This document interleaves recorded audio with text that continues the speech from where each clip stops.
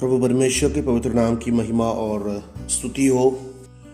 हमारे जीवन में परमेश्वर के सामने लिए गए वायदों के अनुसार, परमेश्वर के सामने जो फैसलाएं हमने की थी, उन फैसलाओं पर जकड़े रहते हुए, उन फैसलाओं को पकड़े रहते हुए परमेश्वर के सामने वफादारी के साथ जिए, यही परमेश्वर हमसे आशा करता है। हमारा जीवन यहाँ पर समाप्त होने वाला जीवन नहीं है। परमेश्वर ने हमें जो बुलाया है, या हमारी जो बुलाहट है, वो यहाँ से या इस पृथ्वी की जिंदगी के साथ समाप्त होने वाली एक बुलाहट नहीं है, परंतु उससे बढ़कर परमेश्वर ने हमें स्वर्गीय वारिस बनने के लिए चुना है। उसके लिए परमेश्वर ने हमें बुलाया है, और मैं आशा करता हूं कि मेरे सारे श्रोतागण अपने जीवन में यही यत्न कर रहे होंगे कि हम भी उस स्वर्गीय अनुग्रह के वारिस बने। आज के दिन परमेश्वर के वचन से मनन के लिए मैं आपके ध्यान को यिर्मयाह भविष्यद्वक्ता की पुस्तक 35वें अध्याय उसके आखिरी 2 कलामों की ओर ले जाना चाहूंगा। यिर्मयाह भविष्यद्वक्ता की पुस्तक 35वां अध्याय उसका 18 और 19वां कलाम। The book according to prophet Jeremiah, chapter 35, verses 18 and 19। पर रेकाबियों के घराने से यिर्मयाह ने कहा, इस्राएल का परमेश्वर सेनाओं का यहोवा तुमसे यूं कहता है, इसलिए कि तुमने जो अपने पुरखों योनादाब की आज्ञा मानी, पर उसकी सब आज्ञाओं को मान लिया और जो कुछ उसने कहा उसके अनुसार काम किया है, इसलिए इस्राएल का परमेश्वर सेनाओं का यहोवा यूं कहता है, रेकाब के पुत्र योनादाब के वंश में सदा ऐसा जन पाया जाएगा जो मेरे सम्मुख खड़ा रहे। उसके आखिरी पदों को मैं एक बार वापस पढ़ना चाहूंगा। इसलिए इस्राएल का परमेश्वर सेनाओं का यहोवा यूं कहता है, रेकाब के पुत्र योनादाब के वंश में सदा ऐसा जन पाया जाएगा जो मेरे सम्मुख खड़ा रहे। ये बहुत ही आशा दिलाने वाली, या एक जनता के संबंध में परमेश्वर के द्वारा दी जाने वाली सबसे बड़ी वायदा है। एक परमेश्वर के बच्चे के जीवन में इससे बड़ा भाग्य और नहीं हो सकता कि परमेश्वर कहे कि तेरे वंश में सदा ऐसा जन पाया जाएगा जो मेरे सम्मुख खड़ा रहे। जब मैंने इस अध्याय को पढ़ा, परमेश्वर की आत्मा ने बड़े अनमोल विचारों के द्वारा मेरे जीवन को भर दिया। यहां पर रेकाबियों के घराने के बारे में यहोवा की वाणी यिर्मयाह को आती है। जब इसके पहले अध्याय, पहले वाक्य से लेकर जब हम आगे पढ़ते हैं, तो वहां पर परमेश्वर की आत्मा यिर्मयाह से कहता है उसके दूसरे कलाम में कि तुम रेकाबियों के घराने के पास जाकर उनसे बातें कर और उन्हें यहोवा की भवन की एक कोठरी में ले जाकर दाखमधु पिला। और ऐसे जैसे परमेश्वर ने उससे कहा था, वैसे वो उस घराने के लोगों को जमा करता है और उसे हाकिमों की कोठरी पे ले जाता है और उनके सामने दाखमधु से भरे हुए हंडे और कटोरे देकर कहता है कि दाखमधु पियो।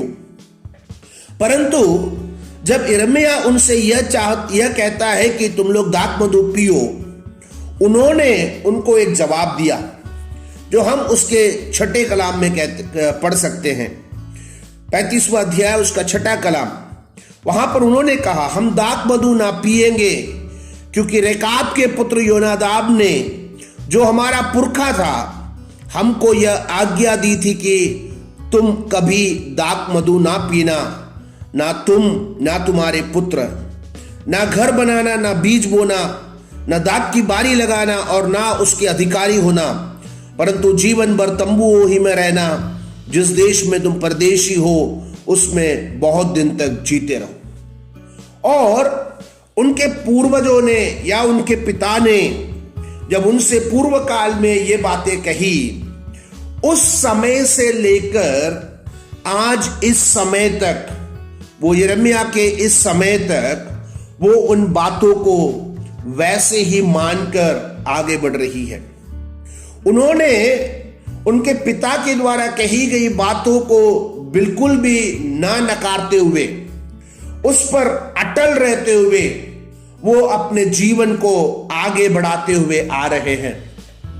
ये यिर्मयाह के जीवन में बड़ा अधिशय का कारण बन गया।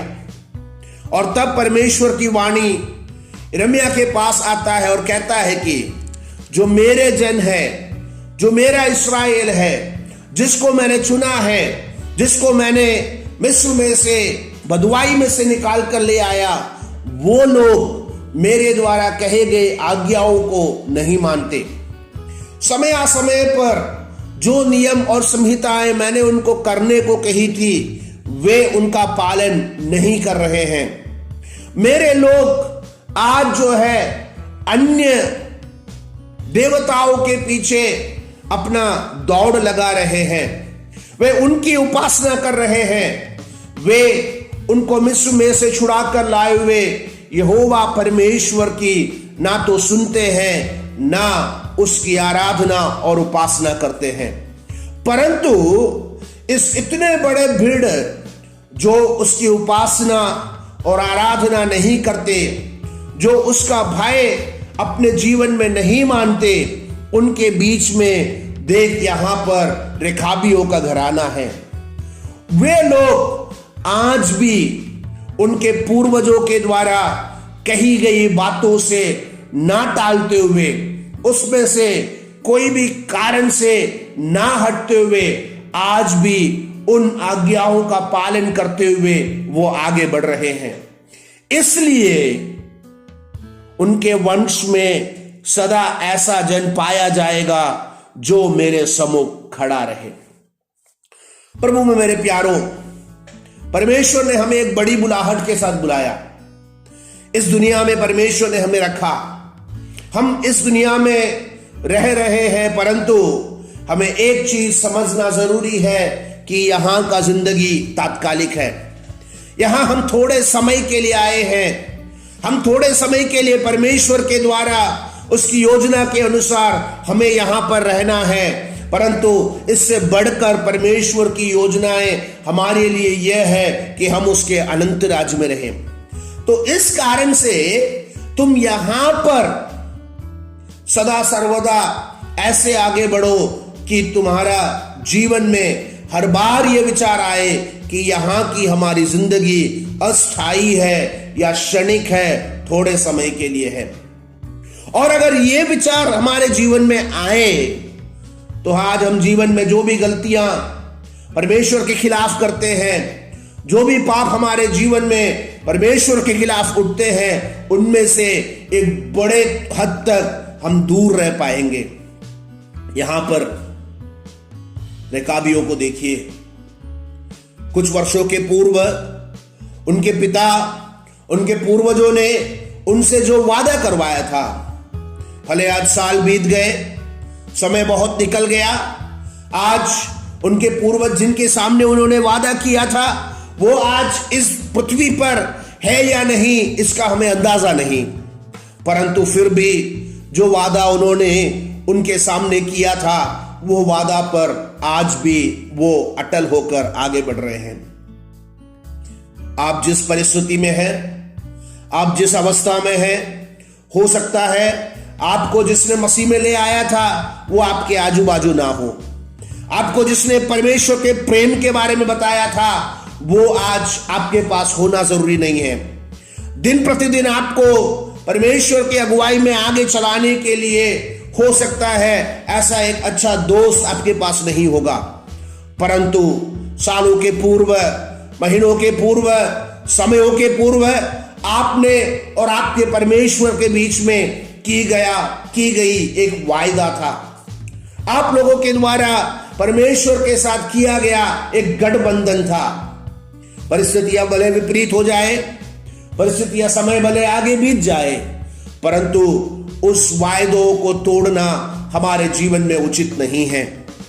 समय के बीतने पर, हम अपने आत्मिक जीवन को आगे बढ़ाने पर कई बार हम जाने अनजाने वापस पाप की अवस्थाओं में चले जाते हैं, परंतु उसके बीच में भी परमेश्वर कुछ ऐसे लोगों को देखता है, ऐसे लोगों को ढूंढता है जो रेकाब के घराने के लोगों के समान हो।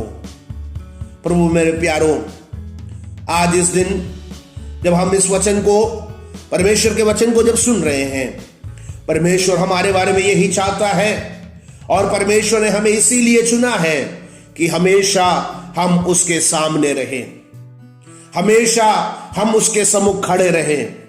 परंतु कई बार हमारी गलतियों के कारण, हमारे त्रुटियों के कारण, हमारे जीवन की कमियों के कारण हम इसमें से दूर हो गए हैं। आज एक बार वापस परमेश्वर की हजूरी में आए और परमेश्वर से कहे, हे प्रभु, कुछ समय के पूर्व जो वायदा मैंने आपके सामने किया था, उन वायदाओं को एक बार वापस मैं आपके सामने नया करना चाहता हूं। हे प्रभु, मैं आपके सामने एक नए तौर से अपने आप को समर्पित करना चाहता हूं, क्योंकि मैं चाहता हूं कि हमेशा मैं आपके सामने खड़ा रहूं। हमारी बुलाहट उसके लिए है, हमारी चुनाव उसके लिए है, हमें परमेश्वर ने मोल उस लिए ही लिया है। इसलिए आइए हम अपने आप को वापस समर्पण करें। परमेश्वर का वचन क्या कहता है? इसलिए इस्राएल का परमेश्वर, सेनाओं का यहोवा यूं कहता है, रेकाब के पुत्र योनादाब के वंश में सदा ऐसा जन पाया जाएगा जो मेरे सम्मुख खड़ा रहे। अगर आप भी ऐसे एक फैसले के साथ परमेश्वर के सामने आओगे, ऐसा एक नया समर्पण परमेश्वर की हजूरी में करोगे कि पाप से मैं दूर रहूंगा, पाप के सारे प्रलोभन को मैं अपने आप से दूर रखूंगा और मैं परमेश्वर जो मेरे बारे में चाहता है, जो मैंने परमेश्वर के सामने, जो परमेश्वर की मेरे बारे में योजना है, या जिस प्रकार मैं परमेश्वर के सामने रहना चाहिए, वैसे ही मैं रहूंगा। आइए अपनी बुलाहट को वापस सुने, उसमें से हमें दूर करने वाली सारी शक्तियों को पहचाने और आज सुबह के समय एक बार फिर परमेश्वर से कहें, एक बार अपने आप को समर्पित करें और कहे, परमेश्वर, मैं चाहता हूं कि हमेशा आपके सामने मेरे घर आने में से खड़ा रहे। उसके लिए मेरी समर्पण है, उसके लिए मेरी प्रार्थना है। आप मुझे उसके लिए समर्थ बनाएं। समर्पण करें। परमेश्वर की आशीष आप सभी लोगों के ऊपर होने पाए।